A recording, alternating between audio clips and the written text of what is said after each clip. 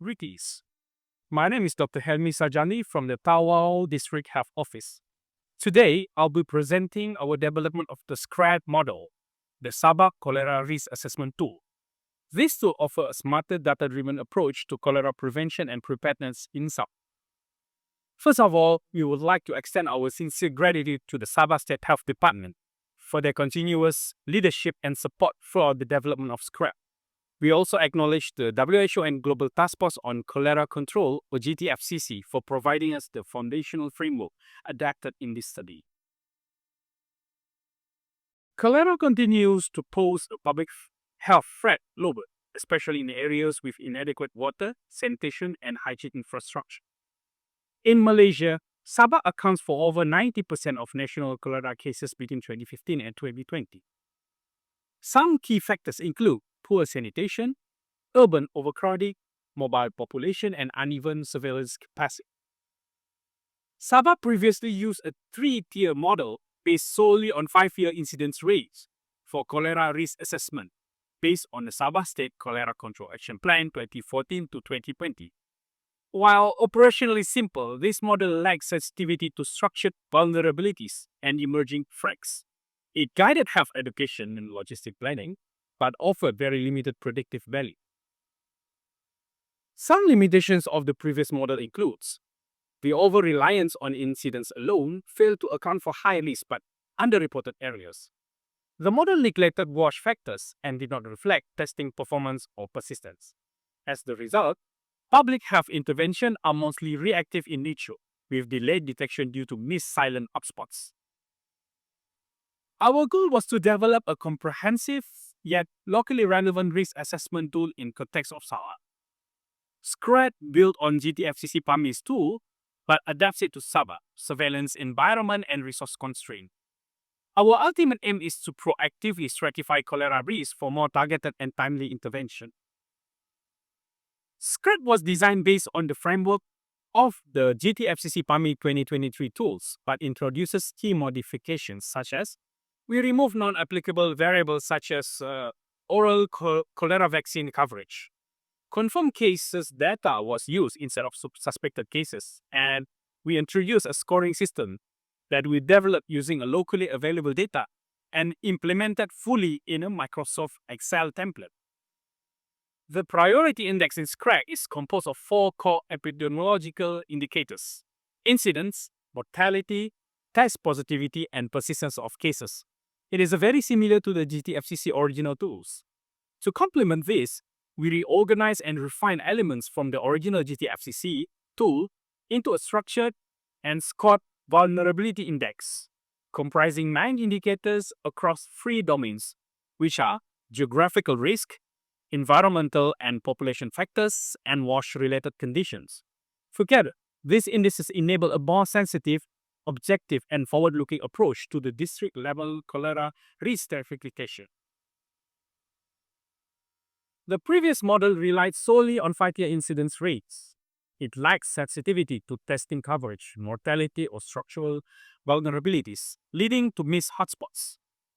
On the other hand, the GTFCC PAMI tools offer a broader scope but includes variables that are irrelevant locally, such as oral cholera vaccine coverage or displacement history. Our SCRAT tools combine the practicality of the old model with the depth of the GTFCC tools. It uses 13 quantifiable indicators grouped into burden and vulnerabilities domains and translates them into structured and replicable scoring. The GTFCC tool is comprehensive but complex and not easily localized. Our SCRAT tools offer a balanced approach, structured, practical, and grounded in local data. It enables district-level use without compromising analytical depth. Additionally, the entire tool was developed in Microsoft Excel. This ensures wide accessibility, transparency, and usability even at the district level, with no specialized software required. We move on to the results. The districts of Semporna, Kunak, and Putatan were ranked highest in terms of burden or priority index. These districts are also accounted for 95.5% of cases and all cholera-related deaths in the reference period. This validates the priority index ability to reflect the true transmission burden. The threshold of PI or priority index are 6 or more, and vulnerability index or VI are 3 or more, captured nearly all cases and deaths from the past 5 years. Chromback alpha for the VI was 0.64, indicating the acceptable internal consistency of the two. Together, this metric validates the SCRAT robustness. This heat map visualizes median cases, 2024 outbreak data, and SCRAT indices side by side. It demonstrates how SCRAT successfully identify high-risk districts overlooked by the past models. As shown in the heat map, Sandakan had 0 cases from 2019 to 2023, yet it was flagged by SCRAT due to the structural vulnerabilities. In 2024, Sandakan reported 15 cases and 2 outbreaks, confirming the model predictive ability. Similar patterns were observed in Penampang and Butatan, and this visual clarity supports both advocacy and operational planning. SCRAT reclassified Sandakan as high risk despite 0 historical cases, predicting a 2024 outbreak. Penampang was flagged for structural risk and later confirmed as outbreak sites, while Kunak remained as a high priority despite 0 cases in 2024, reflecting risk continuity. Some of the strengths of this study are SCRAT interprets 13 key indicators, combining both burden and vulnerability into a unified risk stratification framework. The tool is fully Excel-based, making it accessible, replicable, and easily maintained by local teams without even relying on proprietary system. And its performance has been validated using real-world outbreak data and is aligned with the strategic direction outlined in the GTFCC roadmap to 2030. Some of the limitations are SCRAT relies on quality of wash and surveillance data.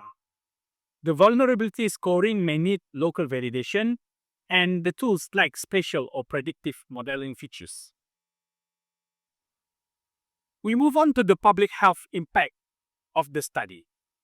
This study offers a practical evidence-based framework with prioritizing cholera risk at the sub-national level. It directly supports more efficient resource allocation and strengthened outbreak preparedness across high-risk areas.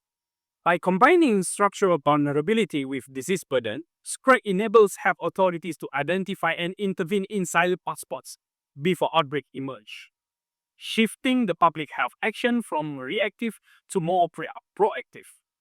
The tool empowers district-level teams through a transparent and replicable approach, one that aligns with real-world operational conditions and promotes equitable intervention where it's most needed. Beyond cholera, SCRAT design lends itself to adaptation for other endemic waterborne or climate-sensitive diseases, reinforcing broader health system resilience, particularly in decentralized and resource-limited contexts like SAP. Moving forward, we recommend that we institutionalize our SCRAT tool into Sabah annual outbreak preparedness and response planning. This ensures risk stratification remains proactive, standardized, and evidence-based. District-level teams should be capacitated through regular training, enabling them to update their PI and VI scores and apply their findings to local planning. SCRAT should also be integrated with digital platforms such as GIS dashboards to enhance real-time visualization and operational use. And finally, the SCRAT framework can be adapted to support risk assessment for other endemic waterborne diseases, such as typhoid and hepatitis A. And it will strengthen our overall disease preparedness system across Malaysia. Thank you for your attention. SCRAT demonstrates that with right structure, even very resource-limited settings like Sabah can adopt predictive and data-driven cholera control tools. I welcome your question. Thank you.